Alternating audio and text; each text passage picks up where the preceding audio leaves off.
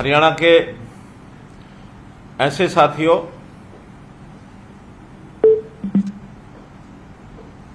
हरियाणा के मेरे ऐसे साथियों जो हमारे साथ सरकारी योजनाओं और सेवाओं को जनता तक पहुंचाते हैं, ऐसे सब लोगों का मैं अभिनंदन करता हूं। वैसे तो हर शनिवार को मैं किसी न किसी प्रकार के लाभार्थियों से ही बात करता रहा हूं, लेकिन आज जो वर्ग मेरे सामने है वो केवल लाभार्थी नहीं है, बल्कि जनता तक हमारी सेवाओं को पहुंचाने वाला हमारा साथी और जनता के भी एक प्रकार से वो सहयोगी हैं कि सरकार की योजना और सेवाओं को आप सब लोग उन तक पहुंचाते हैं। मैं आपका हार्दिक स्वागत और अभिनंदन करता हूं। मित्रों, जैसा हम जानते हैं कि हरियाणा सरकार पिछले 8.5 वर्षों से गुड गवर्नेंस के नाते से अपनी योजनाओं को लोगों तक पहुंचाने के लिए एक विशेष कार्यक्रम के माध्यम से हम आगे बढ़ रहे हैं। डिजिटलाइजेशन का ये एक मौका है और इस डिजिटलाइजेशन के माध्यम से हम अपने सारे ही कार्यक्रम ई गवर्नेंस के रूप में लोगों तक पहुंचाते हैं। इसी काम के लिए हमने CSCs को चुना है ताकि हमारे सब विभागों की लगभग 550 सेवाएं आप लोगों तक पहुंचा सकें।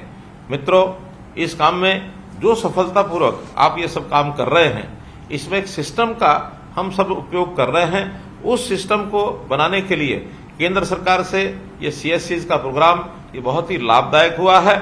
आप लोग अपने भी धनोपार्जन के लिए, अपने भी एक प्रकार से रोजगार के लिए इस काम को जब अपनाया था तो शुरू में ऐसा लगता था कि ये सेवाओं के माध्यम से आप उतना पैसा शायद अर्न नहीं कर सकेंगे। हमने कुछ सरकारी सेवाएं भी आपको उस समय दी थी, लेकिन धीरे धीरे इन सेवाओं का जैसे जनता उपयोग करने लगी तो उसके जो चार्जेस थे उसका सीधा लाभ आपको भी होने लगा। और जो मेरी जानकारी है, लगभग 50,000 से लेकर के 1 लाख रुपए तक भी मासिक कमाने वाले और हमारे CSC सेंटर्स हैं। ऐसे मौके पर कभी कभी हमको शिकायतें भी मिलती हैं कि जो निश्चित चार्जेस तय किए गए हैं, कभी कभी उनसे ज्यादा चार्ज लेने की भी बात कुछ लोग करने लगे हैं। मैं मानता हूं कि सब लोग ऐसे नहीं होंगे, लेकिन कुछ CSC से ये शिकायतें प्राप्त हुई हैं। इसके लिए मेरा निवेदन है, क्योंकि जो जनता इससे लाभान्वित होने वाली है वो गरीब जनता है और उस गरीब जनता से जितना पैसा निर्धारित किया गया है उतना ही लेना चाहिए, उससे ज्यादा पैसा उससे हम नहीं लेंगे और निश्चित रूप से इससे आपका भी मान सम्मान बढ़ेगा। डिजिटल इंडिया का ये जो अभियान है, प्रधानमंत्री नरेंद्र मोदी जी के माध्यम से जो गति पकड़ी है, इसका उल्लेख न केवल अपने यहाँ देश में है बल्कि दुनिया के देश भी ये मानने लगे हैं कि इस गति से जो डिजिटल इंडिया का अभियान आगे बढ़ रहा है, बहुत से देश तो इसके ऊपर अध्ययन करने के लिए भी आगे बढ़े हैं। प्रधानमंत्री नरेंद्र मोदी जी ने पिछले साल जुलाई माह में जो डिजिटल इंडिया सप्ताह का शुभारंभ किया था, उस समय उन्होंने कहा था कि digital India ease of living और ईज ऑफ डूइंग बिजनेस को मजबूती देने वाला है। इस कार्यक्रम के अंतर्गत हमने नए प्रयोग शुरू किए। एक प्रयोग अभी परिवार पहचान पत्र ये हमने किया है और इस परिवार पहचान पत्र का जो लाभ है हरियाणा की जनता को जैसे मिल रहा है, इसकी चर्चा दूसरे प्रदेशों में जब हुई तो उन्होंने भी इसको अध्ययन करने के लिए हमारे पास आने लगे हैं। बहुत प्रदेशों ने अपने यहाँ इसको रेप्लिकेट भी किया है, परिवार पहचान पत्र को भी बनाने लगे हैं। न केवल देश में बल्कि बाहर से भी लोगों की एक जानकारी लेने की इच्छा जगी है कि परिवार पहचान पत्र क्या है। इस परिवार पहचान पत्र के माध्यम से हमने लोगों के राशन कार्ड बनाए, हमने लोगों को आयुष्मान भारत की योजना का लाभ पहुंचाया, हमने वृद्धावस्था पेंशन ये लोगों की अपने आप बने।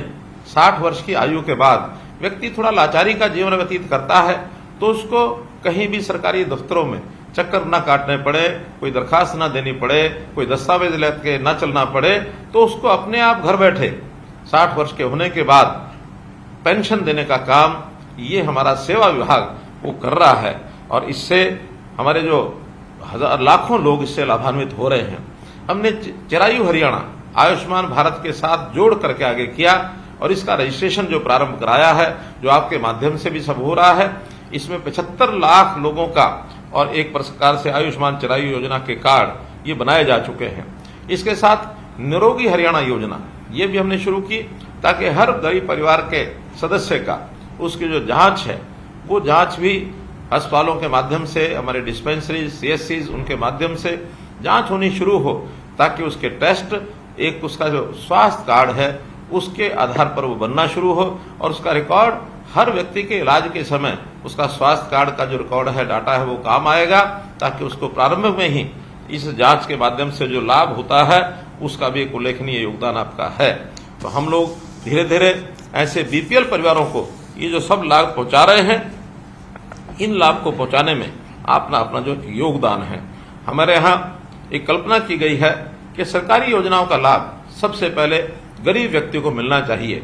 इससे पहले क्या होता था कि योजनाएं तो गरीब के लिए बनती थी, लेकिन उसका लाभ उठाने के लिए गरीब को छोड़ करके बाकी लोग जो थोड़ा दबंग वृत्ति के होते थे, जो योजनाओं का लाभ उठाने में बहुत ही माहिर होते थे, वो सब जाकर के योजनाओं का लाभ उठाते थे और गरीब आदमी पंक्ति में खड़ा रह जाता था।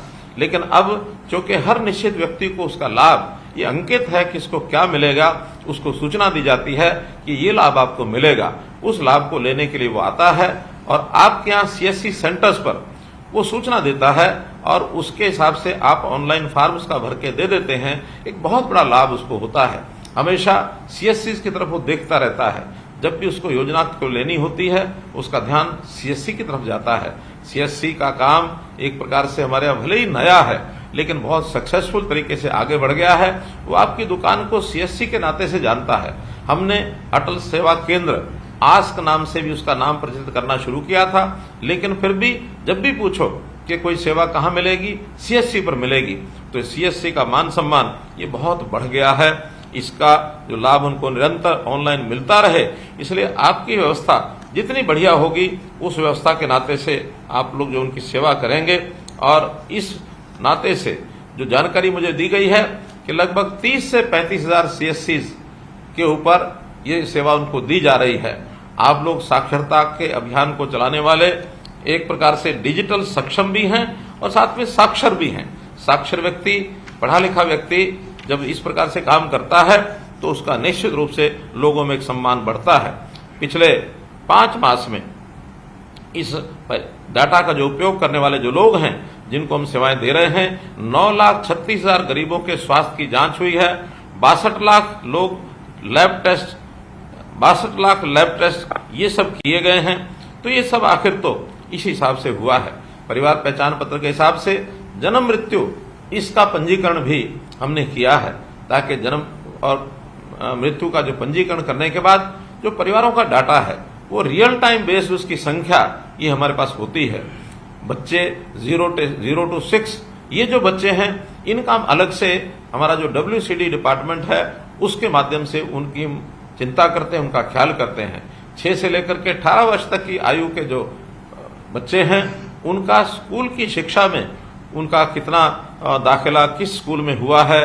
कुछ बच्चे जो न प्राइवेट स्कूल में जाते हैं न सरकारी स्कूल में जाते हैं, आखिर उनकी तलाश करना ये भी हमारे लिए इसी के माध्यम से संभव हो पाया है। इसी प्रकार जो 18 साल से 25 साल के युवा हैं, ये हायर एजुकेशन का डिपार्टमेंट उसको जो है ढूंढता है, उसको एजुकेशन के नाते या स्किलिंग के नाते उसको काम में लगे ये प्रेरणा दी जाती है, ताकि बड़ा होकर के अपने व्यवसाय को वो कर सके। इसका भी उसको जो लाभ है इसी परिवार पहचान पत्र के माध्यम से मिलता है। इससे ऊपर भी व्यावसायिक लोग, जो लोग 25 साल से 40 साल तक के हैं, जो एक प्रकार से युवा और यानी एंटरप्रेन्योरशिप में अपने योगदान को आगे बढ़ा रहे हैं, उनका ध्यान भी हमारा जो युवा और यूथ एम्पावरमेंट का जो डिपार्टमेंट है वो उसको ध्यान रखता है। 40 वर्ष से लेकर 60 वर्ष से ऊपर के लोग, सेवा विभाग इनकी चिंता करता है, ताकि उन लोगों की कोई समस्या है उसको भी हम ध्यान रखें। उनकी पेंशन बनी है अथवा नहीं बनी है इसकी हम चिंता करें। उनको राशन मिल रहा है कि नहीं मिल रहा है, उनको आयुष्मान कार्ड का लाभ मिल रहा है कि नहीं मिल रहा है, ये सब चिंता सेवा विभाग करता है।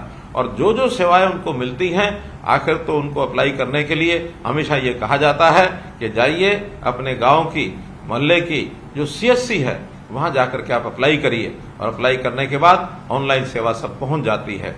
अभी पिछले 2 महीने से मैं जनता की सेवा के लिए जन संवाद के कार्यक्रम कर रहा हूं, और जन संवाद के कार्यक्रमों में मुझे ढेरों कागज मिलते हैं ढेरों शिकायतें जो आती हैं उनको सबको एक प्लेटफॉर्म पर ला करके जन संवाद पोर्टल में हम डाल देते हैं और उस जन संवाद पोर्टल से वो सारी जो जानकारियां हैं विभागों को पहुंचती हैं। विभाग उसको निश्चित समय में हल करता है और हल करते समय हर एक एप्लीकेशन की ट्रैकिंग ये जब होती है तो उस व्यक्ति को जो कंप्लेनेंट होता है उसको भेजी जाती है ताकि उसको पता रहे कि मेरी जो दी गई कंप्लेंट है उसका स्टेटस क्या है।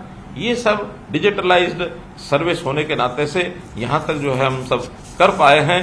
तो मैं तो यही कहूंगा कि चाहे व्यक्ति को राशन कार्ड चाहिए, चाहे उसको चिरायु अथवा आयुष्मान कार्ड चाहिए, बिजली या पानी का बिल भरना हो, आयकर भरना हो, वाहन बीमा भरना हो, जीवन सुरक्षा बीमा हो, गैस बुकिंग हो, ये आदि सब सुविधाएं एक ही छत के नीचे मिलती हैं और इनमें से बहुत सी सुविधाएं सीएससी सेंटर्स के माध्यम से भी उनको उपलब्ध कराई गई हैं। अभी तक ये जितने भी प्रोग्राम चले हैं और सीएससी के माध्यम से आपके द्वारा जो हुए हैं, अभी तक 1,72,40,000 ट्रांजैक्शन ये सीएससी के माध्यम से हो गई है।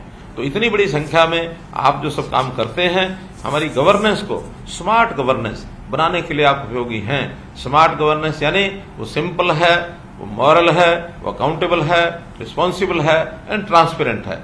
यानी इसी को मिलाकर के एक स्मार्ट गवर्नेंस, और स्मार्ट गवर्नेंस तभी मिलती है जब ये सब चीजें डिजिटलाइज तरीके से गवर्नेंस के माध्यम से, सुशासन के माध्यम से लोगों तक पहुंचे। तो इस सेवा का जो आप लाभ दे रहे हैं लोगों को, एक क्लिक से लोगों को जो डिलीवरी मिल रही है, इसी कारण से हमारी सरकार के बारे में कहा गया है कि सर्विस डिलीवरी की सरकार है। तो सर्विस डिलीवरी की सरकार आपके बिना संभव नहीं थी। भले ही हम कितनी योजनाएं बनाएं, हम केंद्र में बैठ करके विभाग अपनी अपनी योजना बनाते हैं, लेकिन जनता तक पहुंचाने के लिए यदि कोई माध्यम नहीं होगा, ये जनता का कोई सहयोगी नहीं होगा, तो पूर्ण लाभ उसको मिलना संभव नहीं है। तो आप जहां सरकार के साथी हैं, हमारे साथी हैं, वहां जनता के सहयोगी हैं। तो इस सहयोग के रूप में आप जो लगातार काम कर रहे हैं, इसके लिए मैं आपको बहुत बहुत बधाई और बहुत बहुत आभार प्रकट करूंगा कि इसी प्रकार से आप काम करते रहें। प्रधानमंत्री जी के डिजिटल इंडिया के इस अभियान में मैं कहूंगा कि आप वास्तव में डिजिटल मित्र हैं और डिजिटल ये जो तकनीकी क्रांति है इसके आप योद्धा भी हैं। आप इसी प्रकार से उत्साह बनाए रखें और लोगों का भी उत्साह बना रहे और इन सब सेवाओं का लाभ लोग ले सकें, इसका प्रचार प्रसार भी आप अवश्य करें। बहुत से ऐसे जो लोग होते हैं, सरकारी योजनाओं का लाभ शायद उनको पता नहीं होता कि किस प्रकार से वो लेकर रख सकते हैं। तो आप अपने यहाँ केंद्रों पर निश्चित रूप से यदि कुछ डिस्प्ले बोर्ड लगा सकें कि ये सरकार की योजनाएं हैं जिसका लाभ उनको आप दिलवा सकते हैं, तो इसका बहुत बड़ा आपका योगदान होगा। इसी शब्दों के साथ मैं आपका बहुत बहुत आभार प्रकट करूंगा कि इस अच्छी सेवा के लिए आपने अपने आप को झोंका हुआ है, अपने आप को लगाया हुआ है। बिना किसी संकोच के आप आगे बढ़ें, यही मेरी ओर से आपका बहुत बहुत धन्यवाद।